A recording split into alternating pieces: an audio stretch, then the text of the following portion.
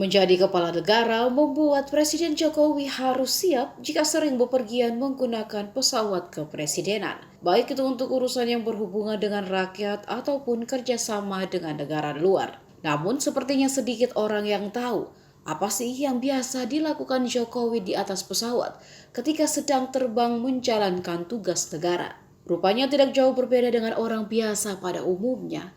Jokowi ternyata biasa membicarakan hal-hal yang viral pula, tak melulu soal negara dan persoalan dunia. Ini dibocorkan Sekretaris Kabinet Pramono Anung dilansir dari akun Instagram @sekretariat.kabinet. Satu momen Pramono menceritakan saat itu perjalanan ke Abu Dhabi dari Jakarta. Menggunakan pesawat kepresidenan, perjalanan yang ditempuh sampai 9 jam.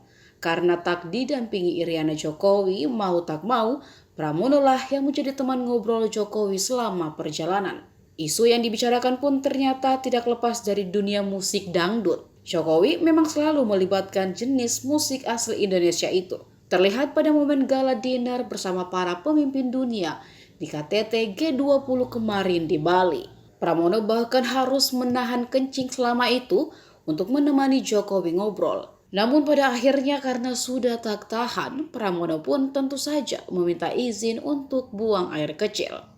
Jadi kita ngobrol dari A sampai Z, dari mulai urusan sampai waktu itu lagi top-topnya penyanyi-penyanyi dangdut, udahlah pokoknya semuanya kita omongin, termasuk Didi Kempot lah, Darboy, si Denny Caknan. Wow, pokoknya A sampai Z lah ya diomongin. A sampai Z diomongin.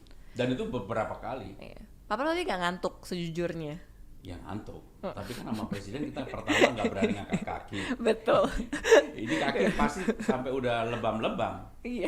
9 jam nggak bergerak kan pasti. Bener. Mau kencing aja kita tahan-tahan, akhirnya yang nggak tahan, Pak saya mau kencing. Sebenarnya presiden orang nyantai, tapi